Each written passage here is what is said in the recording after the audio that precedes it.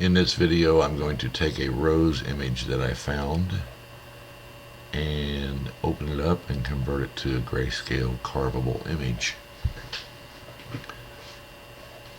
I chose this because of the gradients that are of colors that are in the roses. So I'm going to go to Image, Mode, and make it a grayscale. Then I'm going to pick Selection Tools, Free Select, and I'm going to select out this stem simply because the stem is so dark.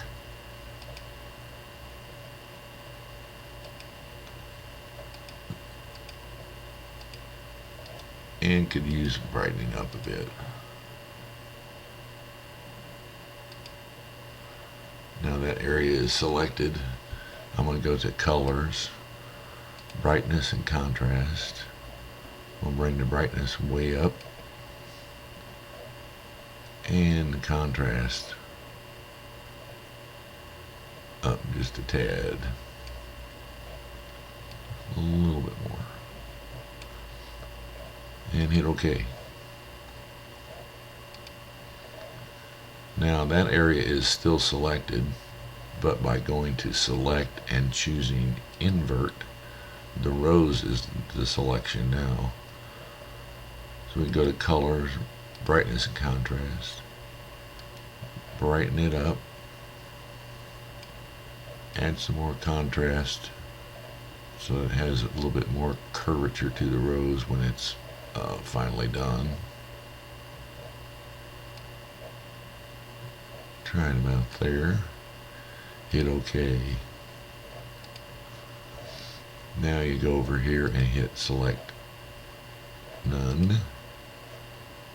And you're going to want to go to Tools, Selection Tools, by Color, and select the background, which is a transparent background.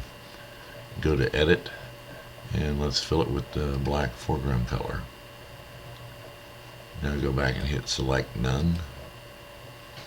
Now the blur amount on the rose and the stem will be different values because if you do the whole thing, you'll lose some detail in the stem and the leaves. So I'm going to go back to the Selection Tools, Free Select, and pick this stem out again.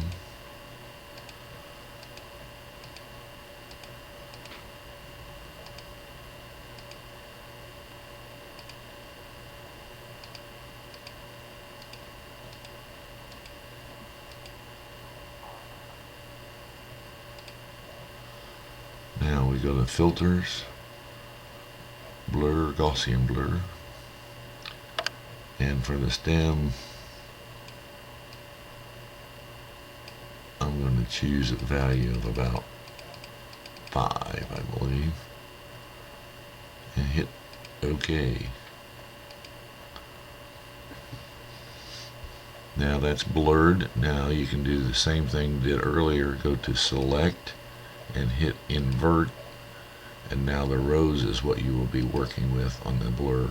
Gaussian blur, and the rose is going to take a little bit more blur to make it work right. So I'm going to go way up. It's probably going to be right around 15. Hit OK. Now that has the blur effect applied. Go to Select None. And now you have a carvable image. You're going to want to go to the layer and remove the alpha channel. Check that it's still grayscale and go to Export. Now you want to export this rather than save or save as. If you choose these two, it saves it as an XCF file, which iPicture will not do. You go to Export and choose a name for it. I'm going to call it a rose. PNG, which is the best graphic to use for iPicture. save it in wherever you save your pictures, and hit export.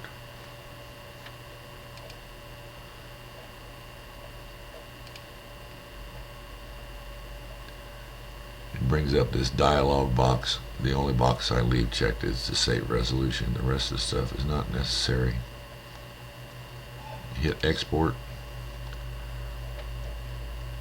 and it is saved to a file. Now I'm going to close this.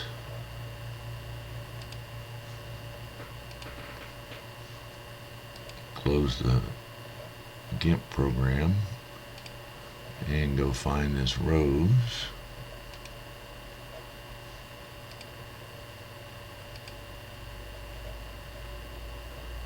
That I had converted in iPicture. And that's what your finished rose would look like.